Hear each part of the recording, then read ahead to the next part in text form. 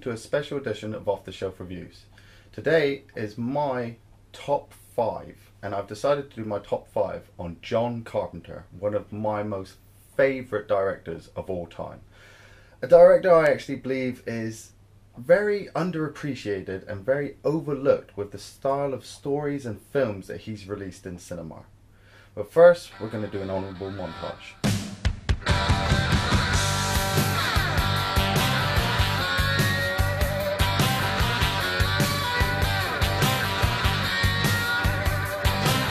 Now on the day I was born, the nurses all gathered round, and they gazed in wide wonder at the joy they had found. The head nurse spoke up, said, "Leave this one alone." She could tell. Okay, so we're going to start off with Assault on Precinct 13, released in 1976. It was the second film by John Carpenter to be released in cinema after Dark Star.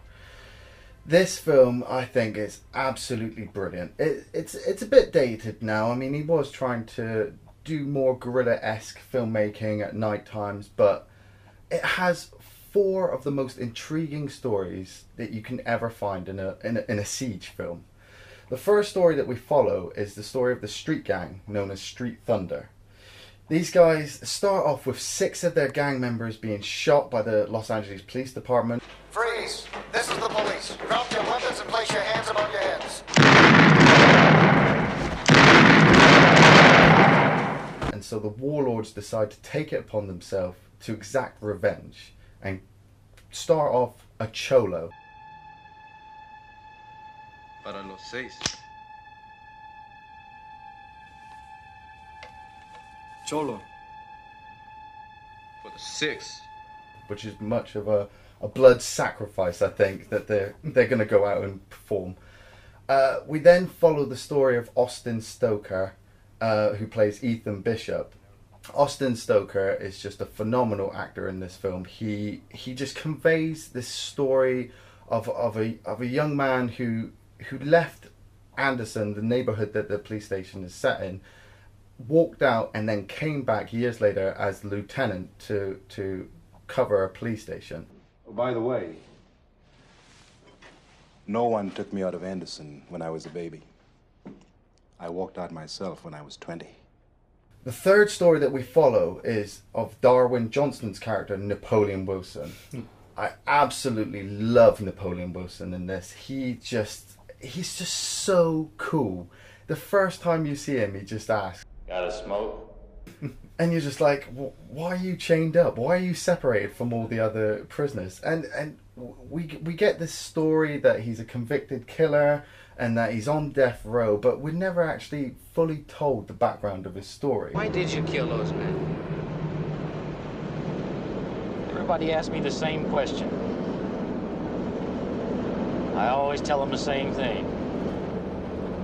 First time I ever saw a preacher, he said to me, "Son, there's something strange about you.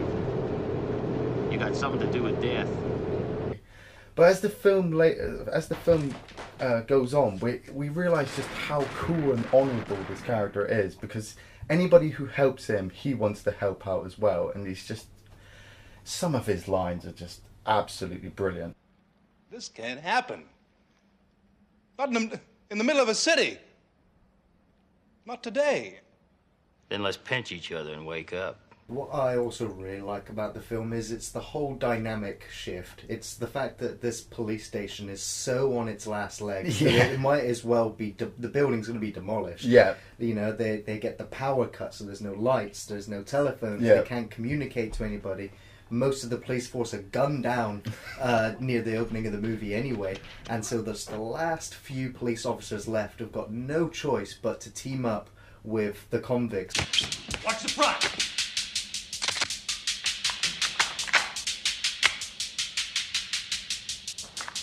It's a very nice tension dynamic between the hero cop and the hero convict as well. So it's a really gripping story. Yeah. But the film is quite dated now. This was John Carpenter's first real movie outside of film school. Yeah. And it's a very independent movie, so the film stock sometimes doesn't look quite quite right, especially when, you know, the power gets cut and the lights are off. Oh, but very dark. Exactly, but all of that for me adds to the charm of that movie. It adds to the fear and the suspense of not actually knowing what's moving in those shadows. Yeah. The fourth story that we follow is the father and the daughter. Now this scene, I believe, is just so integral to the film. We follow a father and his daughter as they drive around the neighborhood, and they stop so that the father can get directions from his friend on the phone. And the little girl decides to go and buy an ice cream from an ice cream truck. Now, what the audience knows and what the little girl doesn't is that the ice cream driver is being targeted by the street gang, who have been driving around with a silenced assault rifle sticking out of a car window. And it's just those suspenseful scenes of them just watching people walking down the street, and you're wondering, are they going to shoot that person? Are they going to shoot the next person? They come across the ice cream driver, and just as they're about to kill him, the little girl walks up to the ice cream van, and she is shot by the warlord. I want a vanilla twist.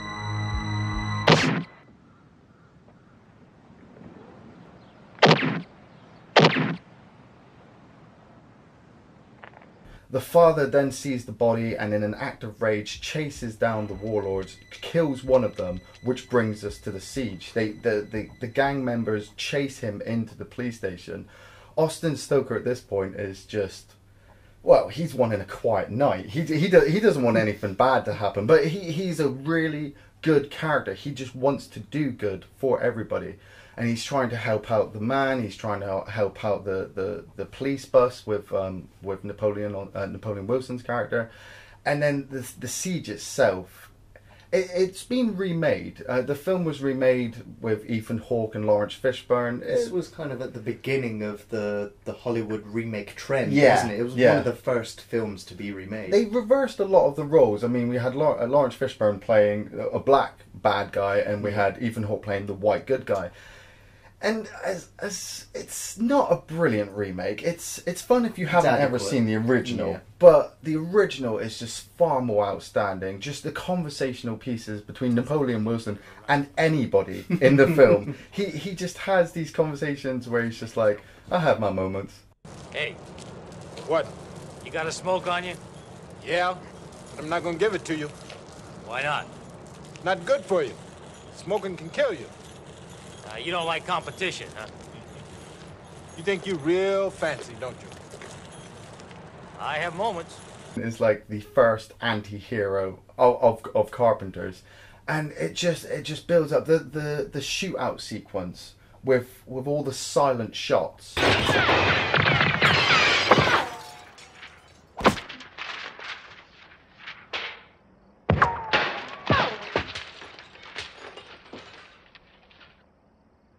You just sat there and they're just asking, why hasn't anybody heard any of this? And it's because they're using silencers. These are a well-organised criminal gang. There are many, many members. And then you have the opposite side where the police start shooting out.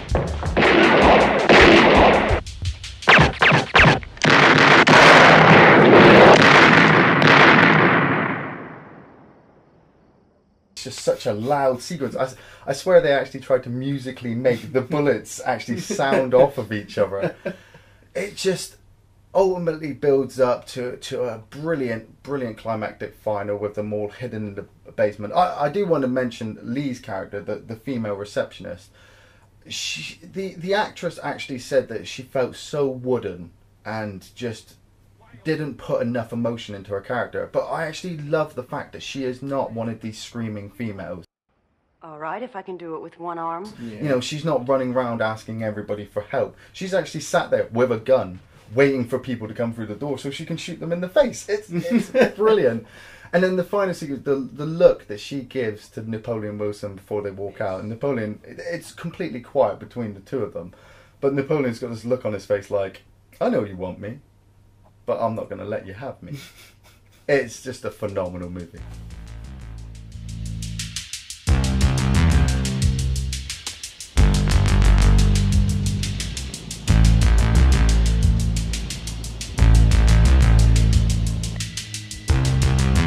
Got a smoke?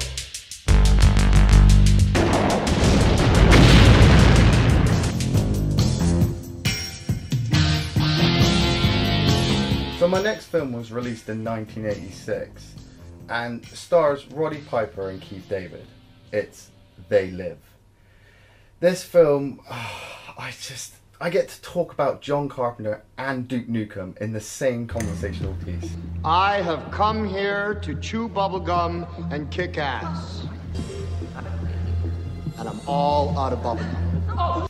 It's just absolutely brilliant. John Carpenter was quoted as saying that he actually wrote the main character John for Roddy Piper, mainly because Roddy Piper has the experience in his face. He just has life written all over him, and you see it right from the start as soon as you see him walk across the train tracks. He had just retired, I think, or had just been made redundant by the WWF at the time. Yeah. And so he's just left the wrestling company. Most wrestlers have that kind of stage in their lives where once they're out of that sport, they kind of have nothing to fall into, no other work. Yeah, other acting realms. And so a lot of them do move into the acting world. Watching his transition into film was, I think, probably his best movie being They Live. Yeah. And I think under John Carpenter's direction of having that out-of-town hero going into a world trying to find work was very well explored in They Live. Yeah. But Roddy Piper really brought that character to life. Yeah, as soon as you see him, he's a down on his luck guy, wanting just to find work. He believes in America, you know. He just wants to work a good day's wage. He comes across Keith David, who's another main character, and the two of them become friends. Howdy. You got that pack? Tools? Yes, sir. Well, if you can use them, we can use you. The shower's caving in over there. Let's get something. Again, that was another thing that I liked about the film, was that it didn't just jump straight into any action. No. Or set up any of what's to come later. It took its time to build its characters and build that friendship so that it felt much more real. Yeah, Keith David can carry himself as a sidekick, but at the same time he shines on screen just on his own. The whole deal's like some kind of crazy game. They put you at the starting line, and the name of the game is make it through life. Only everyone's out for themselves and looking to do you in at the same time. Okay, man, here we are. Here we are. Now, you do what you can. But remember, I'm going to do my best to blow your ass away. The two of them start to notice something suspicious going on with their local church. They live in this little shanty town because they haven't got enough money for an apartment or whatnot. And they notice the church across the road is open until late hours. So Roddy Piper decides to investigate and uncovers boxes of sunglasses. And these sunglasses are special because they allow you to see what's really going on in the world.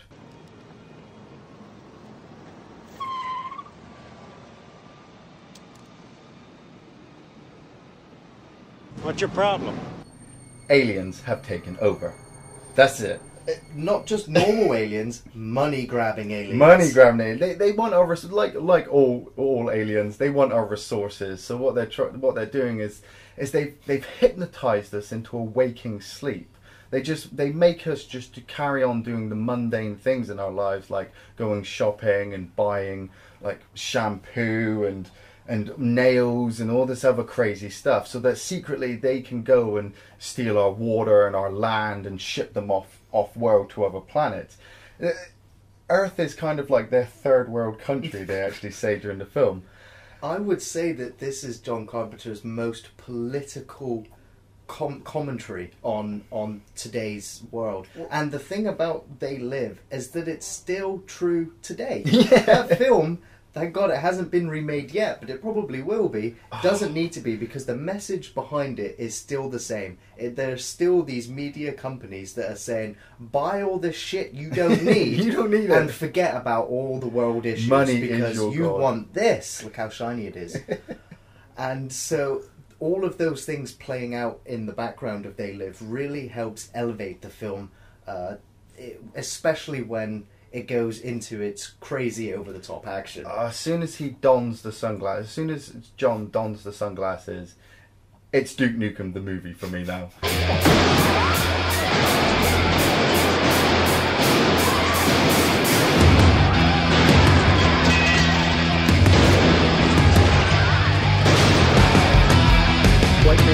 face. Don't get. Mama don't like tattletales.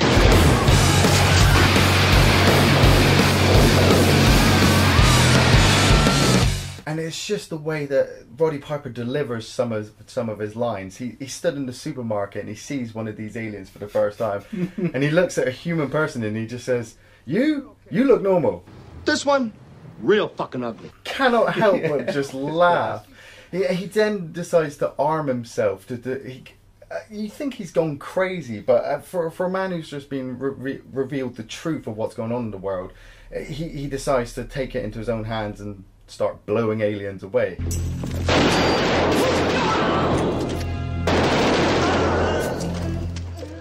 And then we come across Meg Foster's character, the Eyes of 1979. This woman has amazing eyes. But she's a complete bitch! Every time I watch this film, I'm just like, fucking leave her. She's a bitch, But John falls in love with her, and he decides to get Frank, Keith David's character, involved as well. And they have one of the most brutal, brilliant fight sequences in an alley I've ever seen on screen. It's one of the longest one-on-one fights I think I've ever seen in a film.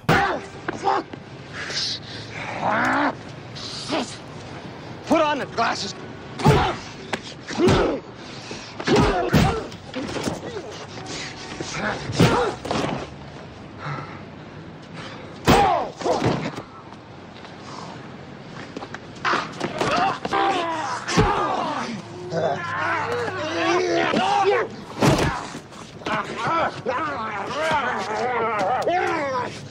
Once he shows Frank what's going on, the two of them just form this bond that they just want to hunt down where this signal is coming from, and they want to kick some alien ass. And the problem, I do have a slight problem with this film, but at the same time, it's something I can overlook, is the ending. I'm not going to go into the ending, but I kind of wish that the ending wasn't what it is, so that we could see more of Keith David and Roddy Piper's characters develop in further movies with them going around kicking alien ass. But at the same time, the way the film ends is just so brilliant. The way it just builds up and then ends with Roddy Piper just giving them the finger. It's a phenomenal film.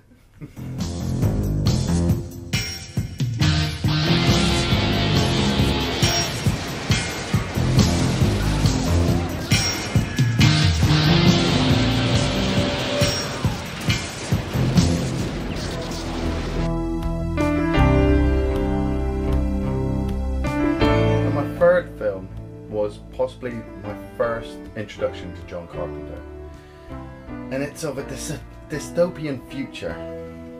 It's Escape from New York. This film is another phenomenal performance from Carpenter. Manhattan Island, New York City, has been turned into a maximum security prison, and the president has been lost inside there. We have to send in one man to rescue him. Bullshit. Straight, just like I said. I'll think about it. No time. Give me an answer. Get a new president. The Snake Plissken character is just... Call me Snake. The anti-hero of all anti-heroes. His first introduction, we just follow Kurt Russell into the deportation zone, and he gets sat in front of Lee Van Cleef, another phenomenal actor. And he just pretty much tells Lee Van Cleef, fuck you. I don't want any of your shit, you know. But it's the way that Kurt Russell delivers these lines that just bring Snake's character to life. Watching him move through the city at night, stealthily, you can see why Hideo Kojima kind of stole the idea, replicated the idea for the Metal Gear Solid series of games. But it just... the suspense is just built up because you're just following Snake through. He's only got 22 hours to get in, get the president, and get out before tiny explosives pop from his neck and kill him. For me personally, it just keeps the tension going all the way up to the point where he meets Ernest Borgnine's character, Cabby. Oh, Snake Plissken in my camp? Wait till I tell Eddie. He meets Harry Dean Stanton's character, Brain. Maggie, played by Adrienne Barbeau, who makes that purple dress. I've never wanted to be a purple dress so much in my life. Isaac Hayes as the Duke A number 1 of New York is just phenomenally evil. The twitch he has in his eye while he's just looking at you, or he's looking at Snake. I've heard about you, Snake. Thought you were dead. Everybody thinks Snake is dead, but obviously he's not. And then we have Donald Pleasance, a British actor playing an American president, and Donald Pleasance as well is just phenomenal in this film. There's just so much stories behind this. You know, the quietness of him walking the streets, knowing that there's thousands of prisoners just lining the buildings, probably watching him, wondering what he's doing. You have all those prisoners coming out the sewers and them sneaking around and stealing women from shops so that they could eat them. The fight sequence itself with Snake versus that huge bold man. Oh. Yeah, what I really like about this John Carpenter movie is that, I mean, I saw this one much later than all of the other movies, and it was the fact that he was writing the film, directing the film, scoring the film, and editing the film, and at the same time pulling in this almost ensemble cast where he was working with, you know, the same cast members over and over again. Through that process, really elevating their acting potential to suit these characters, because when you have a film like this, you have, or rather with its sequel, it can dissolve into parody very quickly. So this film really hinges on that line of seriousness versus parody so well, and it is such a gripping, tense thriller of a movie. With the over-the-top anti-hero, Kurt Russell, but he gives a reality to it, especially within this dystopian future where it has that plausibility to it, even if some of the stunts look a little bit dated, like the plane landing. And they're shooting through the plaster wall, which is about an inch thick. He just wastes 30 bullets and then jumps through the wall. You're like, you could have walked through that wall. I love the imagery in this film. I mean, the fact that they actually got to film on the Statue of Liberty Island and that construct their own deportation zone on the island. You know, we have a young James Cameron working on the special effects of New York City before obviously he went off to do Terminator. So I love the fact that, like we said, Carpenter is able to pull all these other actors that he's had in all his other films and get them to play different characters. They're not just playing the same parts that they played in the last film. They're actually being this character that you're given.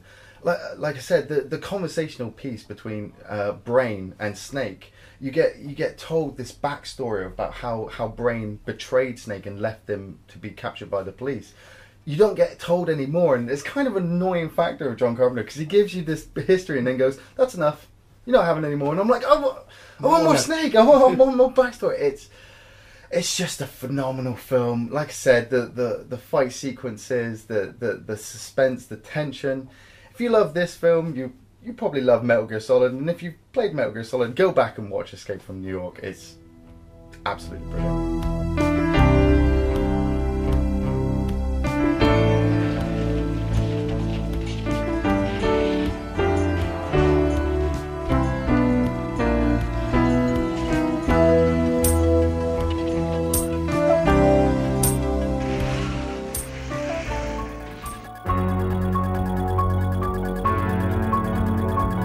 Before 1979, if you had mentioned the word Halloween to people, it would have brought the imagery of children going to their neighbour's house and asking for sweets and candy and trick-or-treating.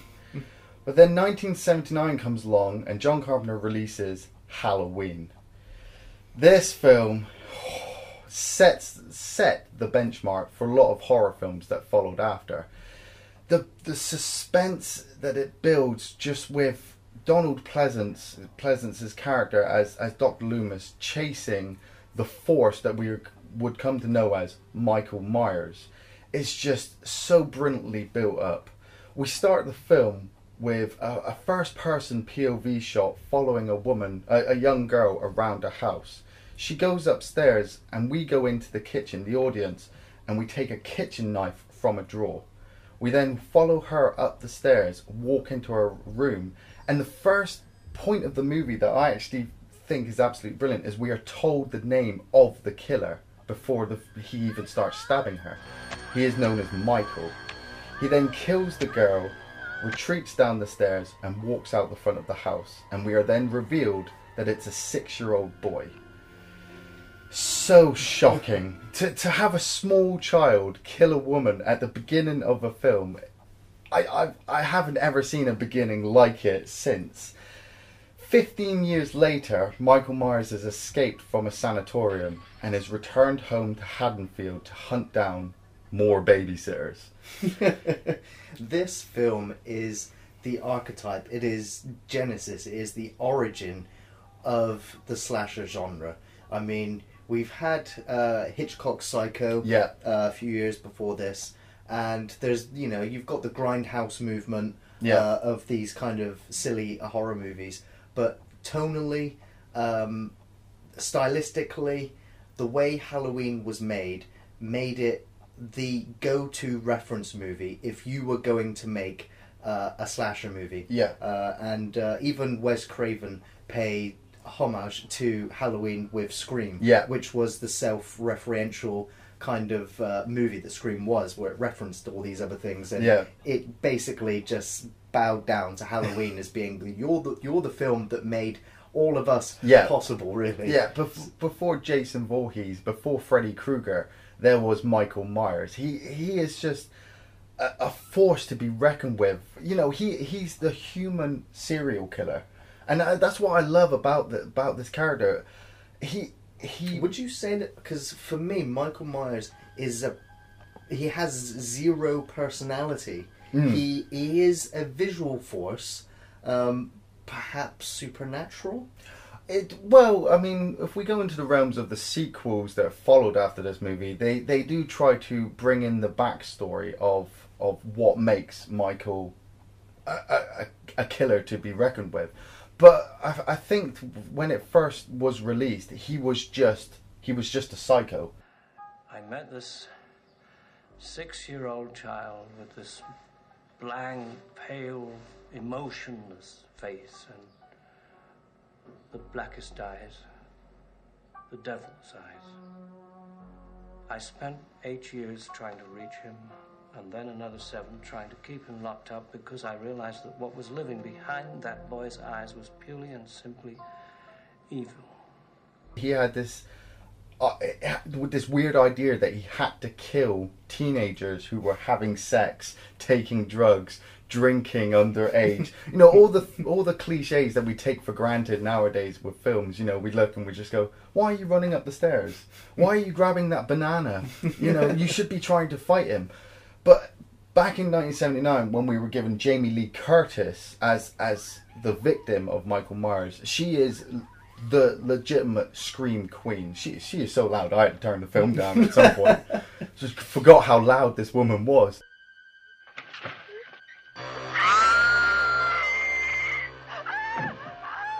But I think it's the way that you just see Michael on screen. You know, you see him in the background with the white mask on, and he's not doing anything. He's just stood there watching. He's waiting for his moment, and then when his moment comes, he is behind you. He's strangling you. He's slitting your throat.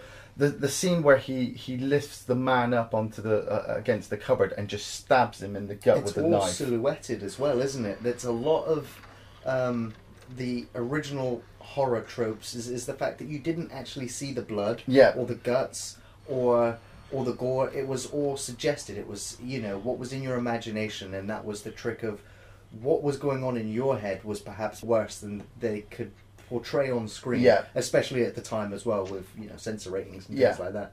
But stylistically, though, that helped elevate the film with its tone, with its visuals, actually also matching the acting talent as well as the iconic music score. Oh yes. The tune for this film, if you ever hear the Halloween theme tune, it's immediately what comes to your head. Michael Myers stood in the background watching you. You're looking over your shoulder like, is he here? Is he here?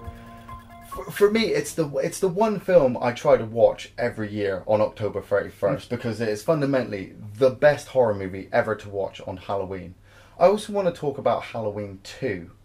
For me, it's the best horror sequel. Even though it was filmed 3 years later after the release of Halloween, it follows on the exact same night. We follow Laurie Strode, Jamie Lee Curtis's character, to the hospital, and we're wondering where Michael is. Michael has been shot by Dr. Loomis and has fallen off a balcony. He's been stabbed. He's been stabbed with his own knife and stabbed in the eye. But he's got back up and he has followed Laurie to the hospital. The kill count is more. There are more extravagant deaths. You know, people are getting drowned in boiling hot water, but it's just the way that he just appears in every scene. You just watch him walk down the corridors on the CCTV camera like a ghost, you know, and he'll disappear into a room and then reappear behind another character, stab them in the back and lift them up 3 feet off the floor.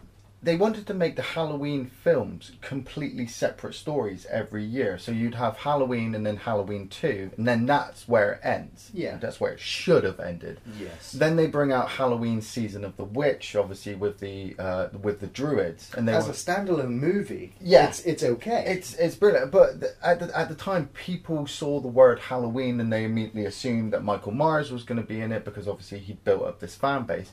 But they were trying to just bring out a different film so that Halloween 4 would be about something else and Halloween 5 would be about something else. But with the failure of Halloween 3, they decided to bring Michael Myers back for 4, 5, 6, 7, 8, and 9. John Carpenter was long gone by then. He dies. For me, he dies at the end of number 2. I enjoy watching the sequels, but with like what we've said about the cliches that were created in the original Halloween, they just reworked them in the sequels. For Halloween 2, it just builds up that phenomenal ending where it's Dr. Loomis and Michael in the room alone. The room fucking explodes. I mean, like a huge bomb goes off, and then you see Michael stagger out, fall to the floor, and just burn. That's where he ends. And that's where Halloween 1 and 2 just are so brilliant, that they just tell this story of this unstoppable killer who is stopped.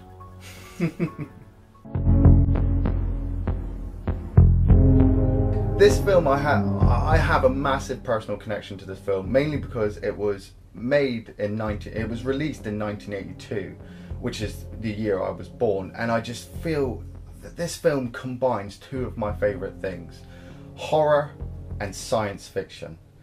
The thing is what we're going to talk about, by the way, is that a lot of people miss it out when they talk about movie adaptations. When they talk about books being turned into films, then we talk about the same old films. We talk about Twilight, Lord of the Rings, we talk about The Hunger Games and Harry Potter, but nobody ever brings up The Thing.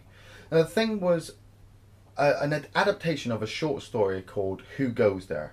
They'd already made the original Thing from Another World back in the 1950s, which followed the story closely, but the alien just isn't that good. It's just a 6-foot man who's supposed to be a vegetable thing who punches people.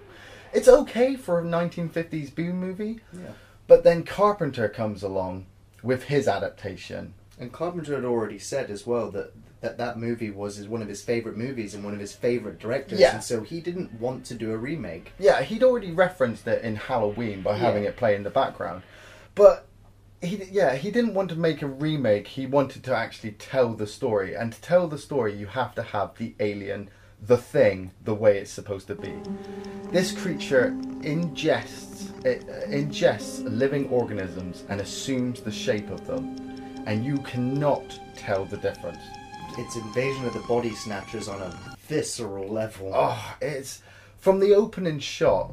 The wide open shot of the Antarctic is just so beautifully done. We follow this dog who is running through the Antarctic tundra, being chased by a helicopter with two Norwegians.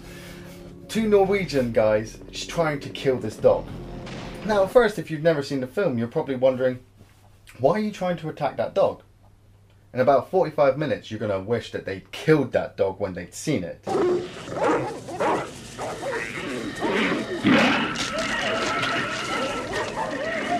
It just ultimately builds up. You're introduced to Kurt Russell's character, once again, of MacReady, who just brings life to this helicopter pilot who is as confused as everybody else at the base of why these two men were trying to kill this dog. The dog then reveals itself later on to be one of the most hideous, scariest creatures in film history.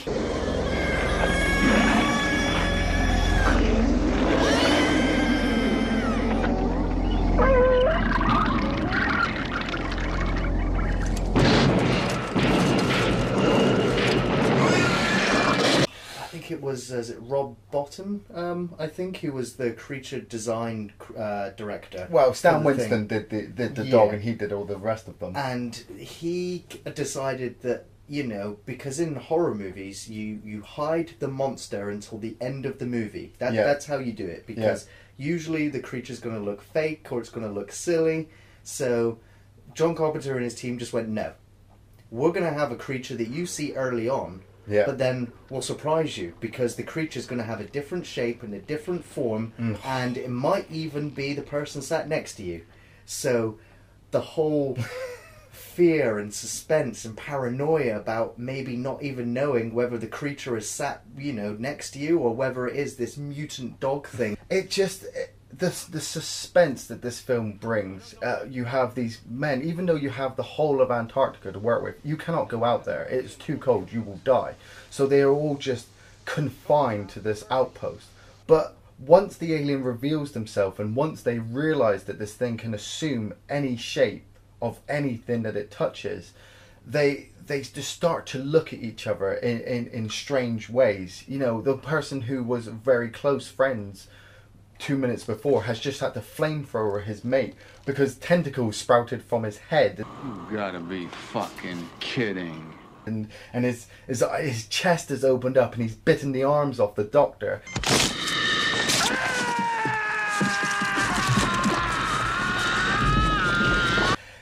They're just the tense scenes that the film builds up only open the doorway to the horror in which you're going to see once the thing reveals itself even more to the audience. And it just does it so phenomenally well. We have, again, Keith David in this movie once again. And his character, he's just the opposite to MacReady. He doesn't want to stay. He wants to get the fuck out of there. He wants to kill absolutely everything on sight. But then MacReady's the moralistic one. He's like, we're going to do the tests. Not everybody is the thing, and we're going to find out which one of you is. Carpenter adapted the book in the short story when they have the tester scene with the blood drops. There were 14 reveals in the story of the thing, on which obviously they had to kill. But in the film, we only get 2 majorly. 2 is enough, I actually believe. It was one of the most tense scenes in cinema today, even all these years later, when he's burning that copper wire and sampling the blood and he's scraping it along, and you see the relief on their characters' faces. They're just like, oh, not the thing. Thank Christ, no. And it's the scene where Gary sat there. I know you gentlemen have been through a lot. And when you find the time, I'd rather not spend the rest of this winter tied to this fucking couch! And that's when the thing sat right next to it. Right next to it. It just blew up and went to the ceiling. It's so good. So well directed. So well performed. And of course the music score just undercurrents all of the things that are happening. Yeah. It's just a simple boom boom. Every few minutes. Even when nobody's talking and you just have that sound in the background. It just fills you with such tension. If you've never seen the film, it is I recommend all John Carpenter's films, but I totally recommend the thing, mainly because you'll be sat there scratching your head, wondering who's going to turn next. And then once you get to the ending, and just MacReady kicking ass, blowing shit up, not wanting this thing to go back to sleep, it's amazing. I just love this film. Again, it's a film that has spawned its own remake, sequel, prequel. It has a video game as well. Oh, the video game was quite awesome. And it's a story that's so good that upon repeat viewings, you like to speculate about how different characters perhaps became the thing. Yeah. Because it's a film that denies its audience all of the information. You figure things out as the characters do. Yeah. And so when a character suddenly turns into the Thing, the film has been edited and put together in such a fashion that the filmmakers knew how these things were happening, how these characters were being taken out by it. So when you rewatch the film and you kind of see all of these little scenes, like, I always wondered, how did Palmer actually become the Thing? And as you say, there's that quick scene where you see the dog and the silhouette and you see somebody's head turn. It's like, well, who was that? How did that happen? And how did they come in contact with so-and-so? So repeat viewings almost just keep adding to the charm of this movie. But what I would also like to say about this film is that when this film came out, it bombed. You went and saw that glowy finger, little fucker. You saw E.T. Spielberg. It was just so toned down. E.T. just blemished everything that the Thing was trying to deliver. But the Thing then developed this massive cult following, many years later. I think at the time as well, it was also panned as one of the most hated movies of all time. Yeah, fuck you too! And that really, really blemished John Carpenter's career for a long time. Universal never gave him the budget that they gave him with the Thing again. And it is a shame that such an acclaimed director would be so tarnished early on. But at least as we've seen, John Carpenter persevered for an entire 3 decades straight as a legendary filmmaker. Yeah. And as you've said, he has inspired so many filmmakers. John Carpenter, he is a legend of a filmmaker, and as you've said, every single one of his films you should at least experience once, because each film has a message, it has thoughts behind it, it is coherent, it will make you it will evoke emotions, whether it's cheering on your anti-heroes or cringing at the gore that is all practical effects, no CGI. John Carpenter is the director to look out for. And number one. I also happen to know that John Carpenter is a huge Xbox fan, and in his semi-retirement he's been playing some pretty horrific games, and just almost recently he said that if he were to come and make another movie, he would like to come and make a Dead Space movie. I am all for that. John Carpenter, you need to make the Dead Space movie. You need to make another movie, just for me. Just for me. Thanks for watching Off the Shelf Reviews.